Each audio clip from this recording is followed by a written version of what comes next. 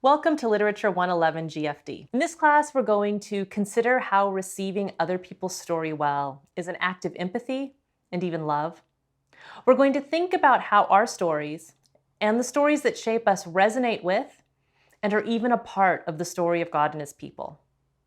And we'll wrestle with how our interpretations of texts might be used to hurt and hopefully even heal our world. So these are lofty goals for any course, and I'm not going to lie. There is a ton of reading in this course, so don't get behind. Right now, I'm going to quickly cover the class structure, the books we're going to be reading, and the course mechanics. So the class structure. This class is divided into 4 units: wandering, sacrifice, lament, and marriage. For each unit, there will be an intro video that you should watch before beginning the other activities. And then each week you're going to read, watch, and do some things. Most weeks that will involve reading from one of our 5 fiction texts, which I'm holding here, and watching about 2 short videos that unpack part of the narrative. Some weeks you'll also have some poetry videos to watch, with links to where you can read those poetry texts. That's the reading and the watching. Now, as for the doing, you'll have 3 types of assignments in this course: a reading journal, short answer exams and creative projects to demonstrate your learning in each unit, and then a few additional participation activities with things like Zoom conversations and discussion boards. Now, I want to say a little bit about the reading journals. Each week, you will need to write at least 500 words of sustained prose reflection on the assigned reading. Now, this is like a low stakes writing assignment. So what that means is I'm not going to read every word you write or even grade your ideas. I'm going to look over these journals, make sure that they are earnest, sincere engagements with the readings. I will sometimes make a comment here or there, but I'm not going to judge your ideas as you wrestle with these stories. See, I want this to be a space for your thinking about the questions that these readings raise, for considering the characters and their actions and their decisions, for arguing with the author about what happens in the story. I want these to be a place for you to reflect on how these stories intersect with your personal life and experience.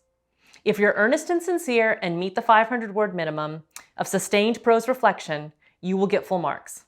But if you blow off the assignment and you don't really wrestle with the text, or you just give me bullet points, you're not going to like your grade. I'm not going to collect these every week, but rather at the end of each unit. So keep them in a Word document or a handwritten journal, whatever works for you. If you do go with a handwritten journal, just upload pictures of that journal at the appropriate time.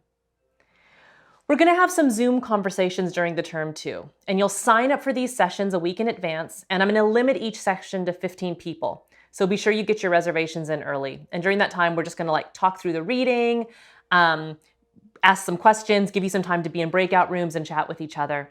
If you can't make these meetings, let me know. And I'll arrange some one-on-one opportunities for you with me. But the group conversations are way more fun, so please make every effort to attend. The short answer exams will have a certain time limit, and you will be randomly given questions from a bank of questions.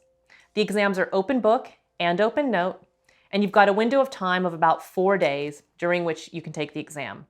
But once you start the exam, you can't go back to it, so be sure you've set aside the appropriate time and space to take the exam. Now, I also want to speak briefly about late work.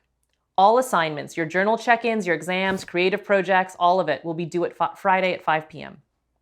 You can turn in your assignments anytime between Friday at 5 p.m. and Sunday at noon, but you're automatically going to get a 3% late penalty. And afternoon on Sunday, you get a 0, and I'm not going to accept the assignment.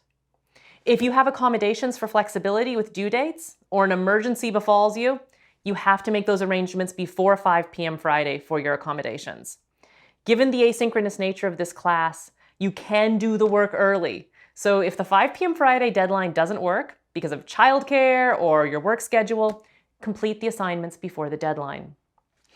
The books we're going to be reading in this class are Adichie's That Thing Around Your Neck, Lahiri's Interpreter of Maladies, Potock's The Promise, Atwood's The Handmaid's Tale, and Lila by Marilynne Robinson.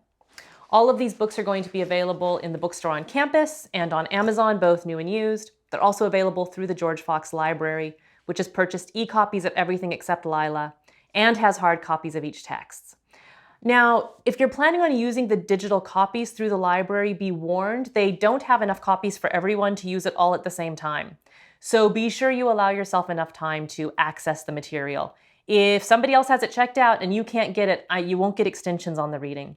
So I really encourage you to get a hold of print copies if you can. Also, the experience of reading on paper is really different from a screen. And you'll need to be able to go back and use quotes from the text in your reading journals and for your exams and projects. But if you can't afford the texts, then the library copies are available. But be sure you allow yourself enough time to access these and read these. As you work through the course site, please let me know if you have any questions. And as you read, know that I love to talk about these texts. So please reach out to me if you ever want to talk through the stories that we're reading. Best wishes for a really great term.